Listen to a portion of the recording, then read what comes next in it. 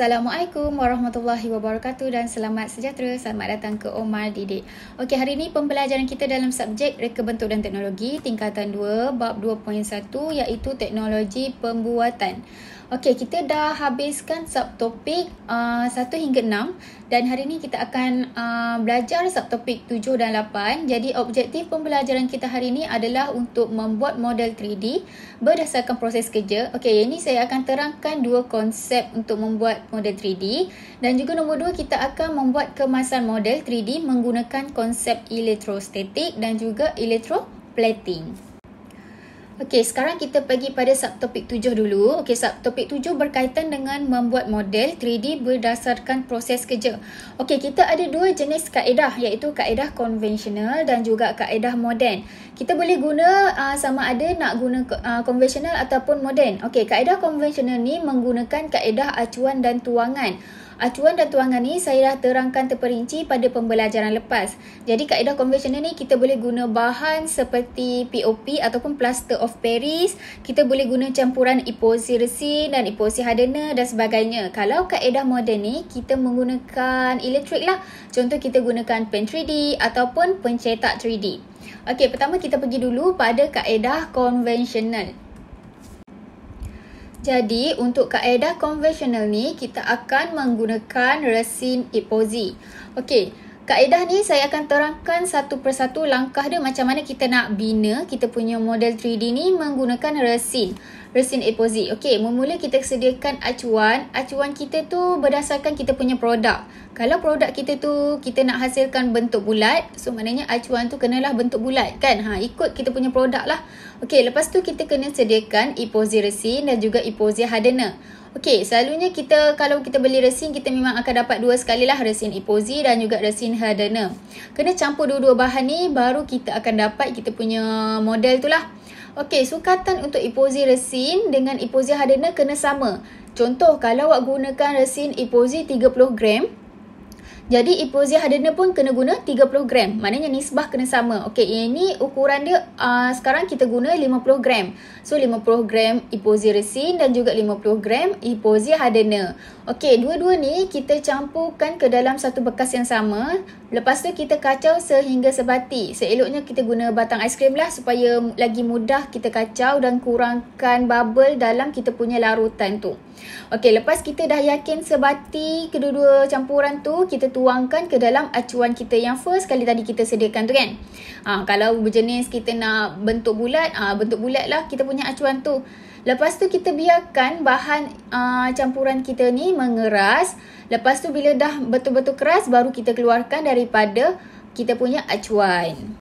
Okey, yang ni saya nak tunjukkan satu contoh video. Dia buat ikut langkah demi langkah macam mana nak hasilkan model 3D menggunakan resin epoxy. Okey, awak boleh tengok pada video ni. Mula-mula dia sediakan kedua-dua bahan epoxy. Okey, sukat dua-dua bahan epoxy tu sama-sama lah 50 gram dan 50 gram. Okey, lepas tu gaul dengan sebati menggunakan batang aiskrim dan tuangkan ke dalam acuan. Dia nak bentuk segi empat kan? So dia buat segi empat lah. Lepas tu dia letakkan pewarna sebagai hiasan. Awak boleh juga letak, tak kisahlah kalau awak tak nak letak pun tak apa, ikut pada produk awak lah. Okey, lepas kita dah hiaskan dia, kita tunggu dia mengeras. Lepas dia mengeras, baru kita boleh keluarkan dia daripada acuan. Macam tu je cara untuk nak buat menggunakan kaedah konvensional menggunakan resin epoxy. Okey, tadi kita dah habis buat kaedah konvensional iaitu acuan dan tuangan menggunakan resin epoxy. Okey, kali ni saya akan terangkan kaedah moden iaitu menggunakan pen 3D lah. Okey, dia boleh guna pen 3D ataupun pencetak 3D, tapi hari ni saya akan terangkan macam mana nak guna pen 3D lah untuk hasilkan kita punya model.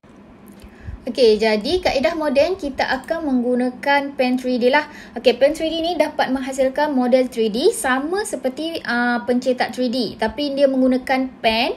So, jadi pada pen ni kita akan menggunakan tenaga haba untuk mencairkan, mencetaklah bahan mencetak kita.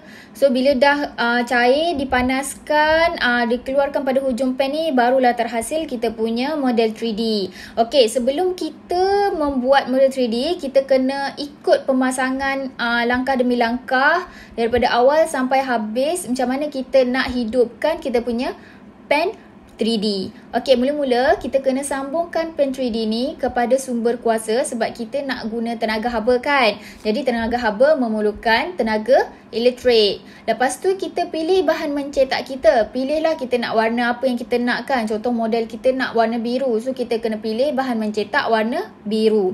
Okey, lepas tu kita kena tunggu kita punya pen 3D ni panas. Bila dah panas baru kita masukkan bahan mencetak ke dalam pen. Okey, lepas tu sebelum kita lukis dulu kita punya bahan 3D ni, kita check dulu, kita uji dulu sama ada pen tu berfungsi ke tidak kan.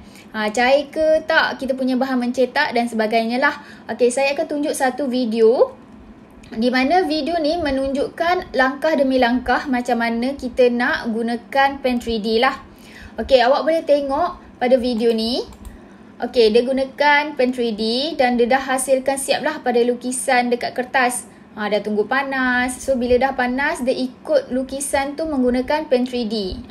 Luar lain, dalam lain kan. Okey, lepas dah sejuk, kita keluarkan. Kita cantumkan gunakan pen 3D ni balik. So, kita cantumkan setiap sudut, setiap sisi kan. Kita bagi lekat menggunakan pen 3D ni lah. Okay, ikut satu persatu dan siaplah awak punya pen 3D, awak punya model 3D lah. Okay, model 3D ni tak susah pun sebab awak boleh ikut step by step menggunakan lakaran yang awak dah buat pada kertas. Contoh dekat kertas tu awak dah lukis, macam ni lah contoh awak dah lukis kapal terbang. Setiap sisi ni awak dah lukis siap. So, jadi awak guna pen 3D ni, awak just ikut je awak punya line yang awak dah lukis tu. Lepas tu, tunggu kering, awak sambungkan balik setiap kepingan tu menggunakan pen 3D. Boleh juga awak buat bentuk lain macam payung kan. Payung ni pun awak boleh guna buat 3D ataupun awak nak guna lain lah. Awak nak guna spek mata ke, rama-rama, basikal dan sebagainya. Jadi pen 3D ni sedikit sebanyak dapat membantu kita lah dalam menghasilkan kita punya produk 3D. So dia cepat, ringkas dan mudah untuk buat. Okey, seterusnya kita pergi pada subtopik 8. Subtopik 8 adalah berkaitan dengan membuat kemasan model 3D menggunakan konsep elektrostatik dan elektroplating. Okey, kenapa kita kena buat kemasan ni? Okey, kemasan ni sebab kita kena buat adalah untuk mencantikkan lagi kita punya produk. Dan juga kita nak melindungi permukaan produk kita tu lah. Tak nak bagi cepat karat, tak nak cepat rosak. So, kalau kita buat kemasan ni secara tak langsung, kita buat kita punya produk tu lebih kelihatan menarik. Okey, kemasan ni ada pelbagai jenis kaedah. Contohnya sembur, sapu, pelekat dan juga elektroplating. Okey, sembur ni dia ada bahan tertentu je lah. Contoh pada kayu, keluri dengan plastik. Okey, selain tu kita guna kaedah lain lah. Contoh MDF kena guna pelekat. Okey, keluri pun kita boleh guna pelbagai jenis lah. Pelbagai jenis kaedah. Sembur boleh, sapu boleh, pelekat boleh, elektroplating pun boleh. Okey, ni bahan kemasan dia lah. Kita boleh guna cat licau, pelekat, perak dan emas. Okey, saya nak terangkan lebih terperinci perihal elektrostatik dan juga elektroplating. Okey, kita pergi satu persatu dulu. Okey, kita pergi pada elektrostatik lah dulu. Okey, elektrostatik ni adalah dia bermaksud tidak bergerak. Nama pun statik kan? Statik tu dia keadaan setempat je. Dia tidak bergerak. Iaitu cas elektrik berada pada permukaan ataupun di tempat cas itu terhasil. Cas-cas yang terhasil terdiri daripada cas positif dan juga negatif. Okey, ni contohnya macam ni lah. Okey, awak tengok ni elektrostatik. Dia tempat tu ada positif dengan negatif, tapi bila awak geserkan dia akan asingkan bahagian positif dan negatif. So bila dah asing, dia akan tertarik antara satu sama lain. Macam mana? Okey, saya akan tunjuk satu contoh video ni lah. Okey, awak boleh tengok. Dia gunakan belon, dia geser kepada rambut lah, kepala. Okey, dia lekatkan pada kertas dan kertas tu pergi pada belon ni lah. Dia akan menarik antara satu sama lain. Dan juga boleh buat pada air. Air pun akan tertarik juga pada belon ni lah. Inilah kita namakan dia sebagai elektrostatik. Okey, awak boleh gunakan belon tu, awak geserkan pada mana-mana permukaan dan awak lekatkan pada kertas ke, air ke. So, dia akan terhasillah elektrostatik. Okey, seterusnya elektroplating. Okey, apa tu elektroplating?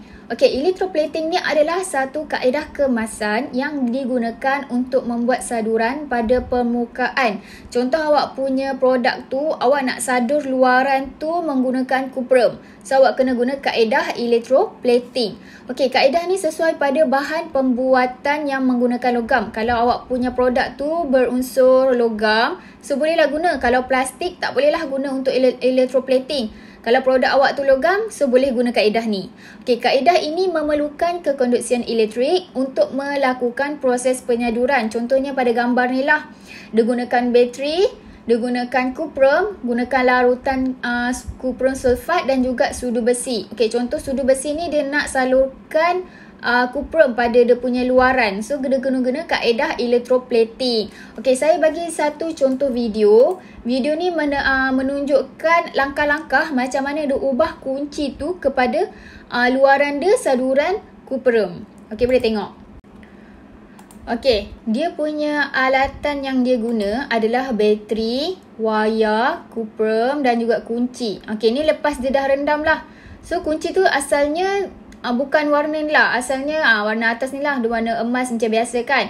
Lepas tu dia sadurkan menggunakan kuprum. So luaran dia dah jadi kuprum. So just rendam je. Rendam pada masa tertentu lah. Contoh kalau selalunya akan ambil masa dalam setengah hari. So awak kena tunggu sampai betul-betul dia dah sadur permukaan kunci ni. Baru awak boleh angkat.